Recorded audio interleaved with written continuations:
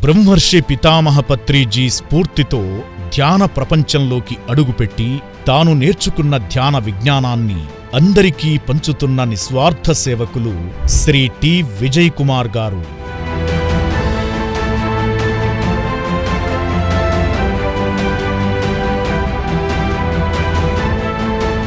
పంతొమ్మిది 1992లో పత్రిజీ నిర్వహించిన తొలి ధ్యాన శిబిరానికి హాజరై ఆనాటి నుంచి నిరంతర ధ్యాన కార్యక్రమాల్లో పాల్గొంటూ తొలితరం ధ్యాన సాధకుల్లో ఒకరిగా నిలిచారు.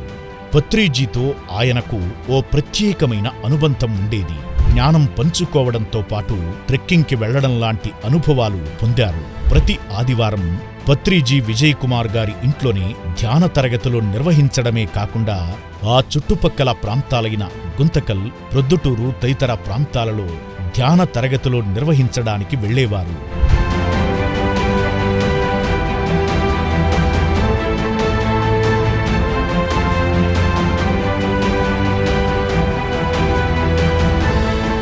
పత్రిజీ గారి ధ్యాన ప్రచార ఆశయాన్ని తన బాధ్యతగా స్వీకరించి తన ఇంటినే ధ్యాన కేంద్రంగా మార్చి వందలాది సామూహిక ధ్యాన కార్యక్రమాలను నిర్వహించారు.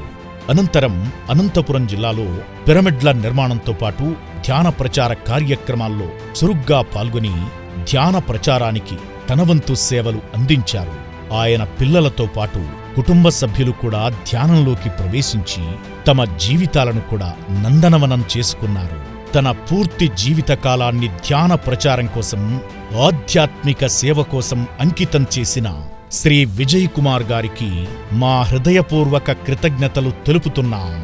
మీ పిరమిడ్ స్పిరిచువల్ సొసైటీస్ మూమెంట్ మరియు పిరమిడ్ మెడిటేషన్ ఛానల్.